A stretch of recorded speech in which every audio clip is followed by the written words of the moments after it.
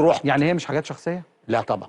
امال هي ايه؟ لا التعنت ده شخصي. طيب ما هو ده اللي انا بقوله. ايوه ما ده تعنت، لان انت كمان بدليل ان انت قبلها ب3 ايام عملت بيان ان انت مش هتتعامل مع رئيس نادي الزمالك.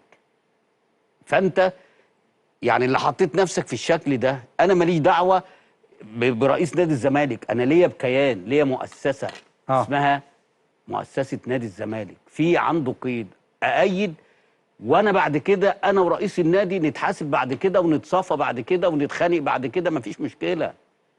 انما المشكله يبقى على الكل، طالما انت ما خدتش يبقى مفيش اي نادي يأيد، طالما ما سددش المديونات بتاعته.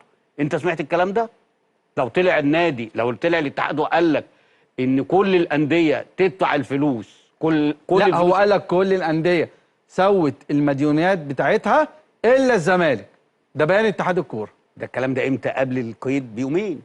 لا ده البيان ده طلع يوم 31 بالليل يا حبيبي لا سووا قبلها سووا، بيومين. بعتوا شيكاتهم وبعتوا كل حاجه. واخد بقى انا بعت شيكات يا عم، لما الشيك يطلع مضروب اطلع على الفضائيات.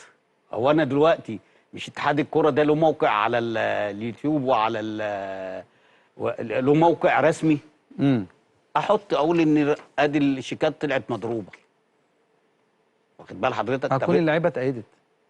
طب وايه يعني؟ طب ما اللعيبه ما تلعبش كده بقى، يبقى انت ما تلعبش الا اما تدفع فلوسك. يعني انا كنت ممكن ايدتهم ايوه وما طلعتش الكارت او القيد بتاعهم، كارنيهات القيد بتاعتهم، وكده يبقى حفظت حقي.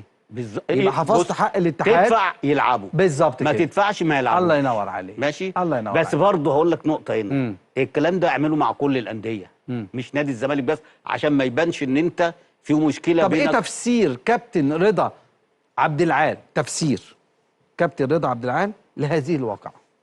دي حاجات شخصيه، ودخلوا الشخص في اللوائح، يعني كلها امور شخصيه دخلوها في اللوائح وطلعت، وهم اللي طلعوا غلطانين في الاخر. طيب ايه اللي وصلنا للامور الشخصيه؟ مالكش دعوه بقى، انا بتخانق معاك انا وانت. هو بص، هو مع كل الاحترام، يعني رئيس نادي الزمالك ده كام واحد مسك رئيس نادي الزمالك؟ كام يعني بقى لنا كام سنه من 48 واحنا بتلعب، وفي حاجه اسمها تأييد كل اول سنه، صح؟ طيب انت أيد، وبعد كده الخلاف ده بره القصه دي خالص. انت دخلت الخلاف بتاع رئيس النادي في الايد او في القيد. ليه؟ انت واخد بالك؟ انت عملت ذكر، طب شيل بقى، شوف ايه اللي هيحصل بقى. انت ممكن الكره لو تصعد الموضوع وراحوا للفيفا، ممكن الفيفا يوقف لك النشاط هنا في مصر. يبقى عليا وعلى الجميع، يا اما